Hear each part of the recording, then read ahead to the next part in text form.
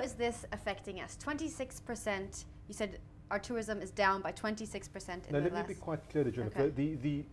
The figure we're looking at is the IATA All Ticketing Index. It measures ticketing revenue. So it's a combination of passenger numbers and price of tickets bought. All right. But those are actual numbers for June. We are also in the process of collating, and bearing in mind we have 1,000 companies. And when I say companies, Proto Hotels is one company, but they've got 200 individual hotels that are members. We've got 1,000 companies. We probably represent 4,000 establishments in the country. It's quite difficult to get the information and collate it from all of them, but we are getting indications from a lot of our large members who are severely down year on year, particularly in the month of June. You know, people operating out of South America are 70% down. People and what the birth certificates are doing is that they are eroding our market out of our core market, which is North America and Europe, and that's over 60% of our tourism arrivals, and that's where we're going to see the incidence. And bearing in mind, we're also moving into a holiday period for the first world. So North America and Europe, this is the time that people go on holiday. So we're going to see increased incidence of what Natalie spoke about, the sort of dysfunctionality at airports internationally. But we're also going to see, and this we'll only get the official stats in a couple of months, we're also going to see people just going elsewhere. Just, we're going to go to New Zealand, we're going to go to Costa Rica, we're going to go anywhere else where we can arrive with our passport, and that's good enough. Why is government so unorganized when it comes to this? Well, from what you're saying, it sounds like they're unorganized. Well, look, you know, we've been at this a year, and you know, I don't want to get into sort of a big public sort of spat about this, but the fact of the matter is that there's been no consultation. There have been talks about task teams being established. None of this has seen the light of day. And there are two issues here, as I explained to the Deputy Minister at a workshop that Wesgro held. One is our constitutional right as a tourism association representing our members to oppose these regulations in their current form, because we believe there are alternatives that do not damage tourism. So that's our right, and we will continue to exercise our right. On the other hand, what our members want and what tourists want is absolute certainty about what they need to do.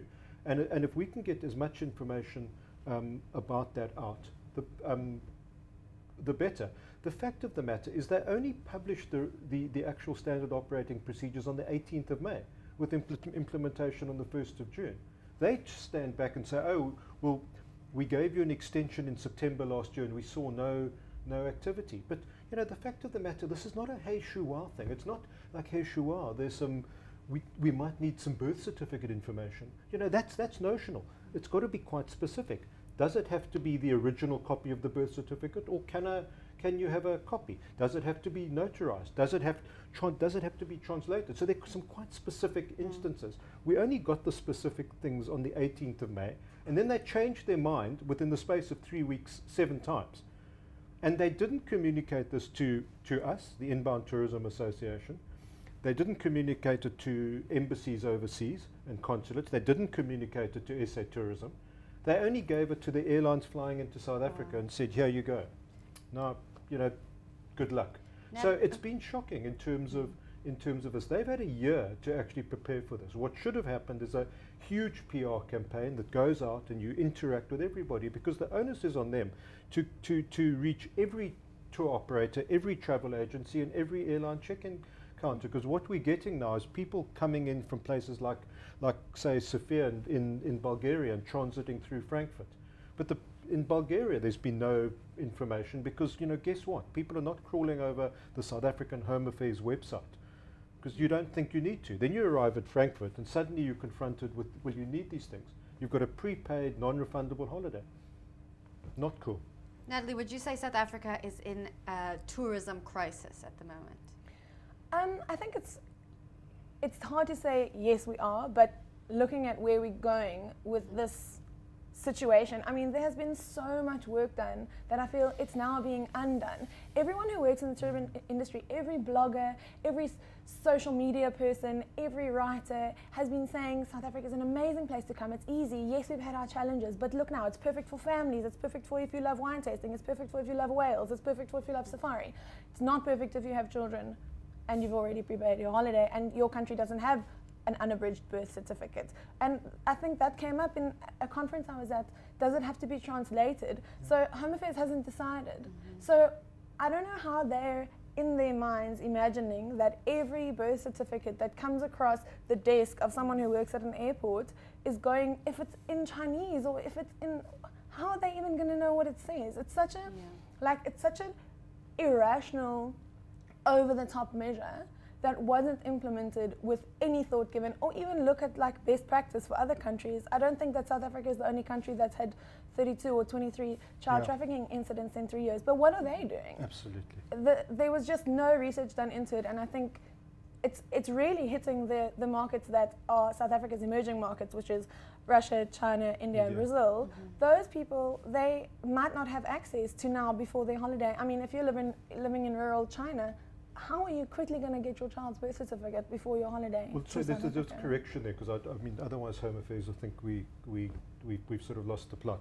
What they did announce was a concession. So if you're coming from a country that requires a visa, you don't have to produce a birth certificate. Oh, right. But this is one of the concessions they made between the 18th of May and the 1st of June. You can tell I don't have children. I'm just like, well. But I mean, it's you know, it's important because I think a lot of people don't know that. I don't think you're the only one. Absolutely, they haven't got the message out. Look, I mean, the key thing is, as a sector, up until the Home Affairs got hold of the tourism industry, we were doing particularly well. And we're the only sector that's doing well in this country. International arrivals were growing at 7% year on year. That was the for the last 2 or 3 years. Certain markets like China, between 2009 and 2013, we grew that market 235%. That's an 80% year on year compound growth rate.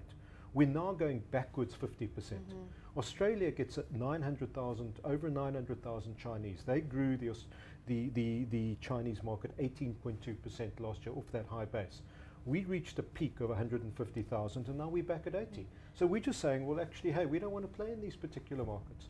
And as I say, quite frankly, you know, for I wouldn't either no if I was traveling. good reason.